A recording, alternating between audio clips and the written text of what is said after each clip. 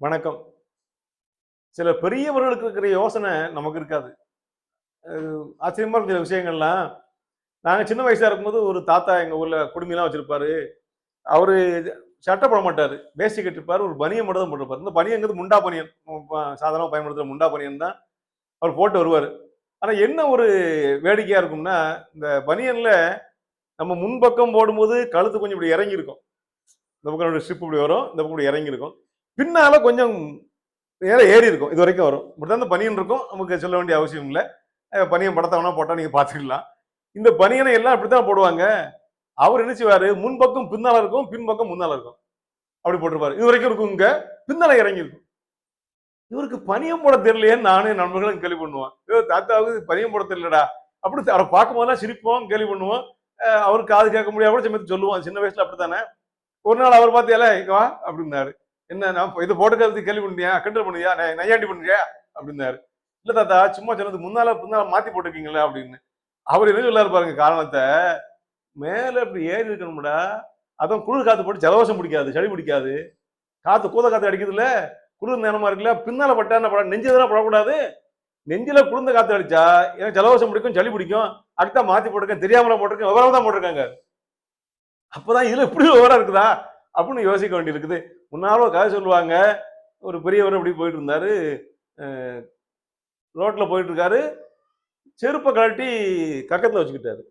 கூட ஒருத்தன் போறான். ஒரு சின்ன பையன். என்னடா இது? ரோட்ல கல்லு முள்ளும் குத்துமே. அவர் பாட்டுக்கு செருப்பு கழட்டி கக்கத்துல வச்சுக்கிட்டாரு. இன்னொரு பக்கத்துல வெயில் அடிக்குது. கொடைய எந்த பக்கத்துல வச்சுக்காரு. கொடைய எந்த கக்கத்துல வச்சுக்கிட்டாரு. செருப்பு எந்த கக்கத்துல வச்சுட்டாரு. நடந்துகிட்டே போறாரு. இவன் எப்படி பார்க்கான். வெயில் அடிக்குது. கொடை பிடிக்க மாட்டேங்காரு. கல்லு முள்ளும் கிடக்குது. செருப்பு போட மாட்டேங்காரு. "எங்க போயிட்டு இருக்காரே?" அப்படின்னு போன உடனே அவர் இடத்துல உட்கார்ந்து சாப்பிடுவோம்னு போய் ஒரு ஆலமரத்தடில உட்கார்ந்தாங்க. ஆலமரத்துல உட்கார்ந்த ஒரு நல்ல நிழலு ஆலமரத்து நிழலு. டபக்குன்னு கொடைய விரிச்சாரு, பிடிச்சுக்கிட்டாரு. ஆலமரத்தடில உட்கார்ந்துகிட்டு கொடைய பிடிச்சுக்கிட்டாரு. இவன் என்னடா இந்நேரம் கொடைய பிடிக்கிறாரு? கிறுக்கா இருக்குமா இவருக்கு? நல்ல நிழலுக்கு பிடிச்சுக்கிட்டு நடக்காரு, வெயில்ல பிடிக்க மாட்டேங்காரு. சரி பார்ப்போம் என்னதான் சொல்றாருன்னு. கிளம்புறாங்க இருந்து கொடைய மடக்குனாரு, கக்கத்துல வச்சுக்கிட்டாரு.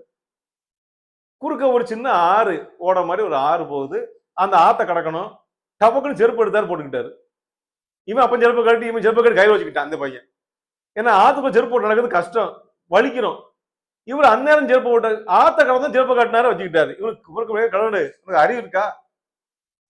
மரத்தடியில கொடைய பிடிக்க, தண்ணிக்குள்ள செருப்பு போடுற அப்படின்னா. அப்பதான் அவர் சொன்னாரு, அட பைத்தியக்காரா, மரத்தடியில உட்கார்ந்து சாப்பிட்டோம்ல, அந்த மரத்து மேல நிறைய பறவைகள்லாம் உட்காந்துருக்கும். பறவை, வவ்வால் படுத்து கிடக்கும், வவ்வால் தொங்கிட்டு கிடக்கும்.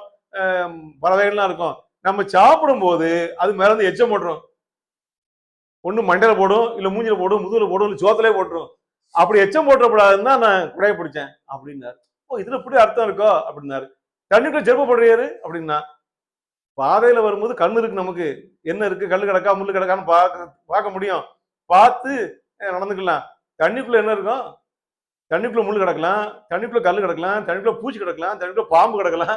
அத மிதிச்சிடக்கூடாதுன்னு தண்ணிக்குள்ள நானு தண்ணிக்குள்ள என்ன இருக்குன்னு கண்ணுக்கு தெரியாதுல்ல பார்க்கிறதுக்கு. அதுக்காக தான் பாதுகாப்பு செருப்பு போட்டேன்னாரு. இப்ப எதையும் மாத்தி யோசிக்கிறோமோ, மாத்தி யோசிக்கணுமோ, கொஞ்சம் பெரியவங்கலாம் அப்படி யோசிச்சிருக்காங்களோன்னு எனக்கு தோணும்.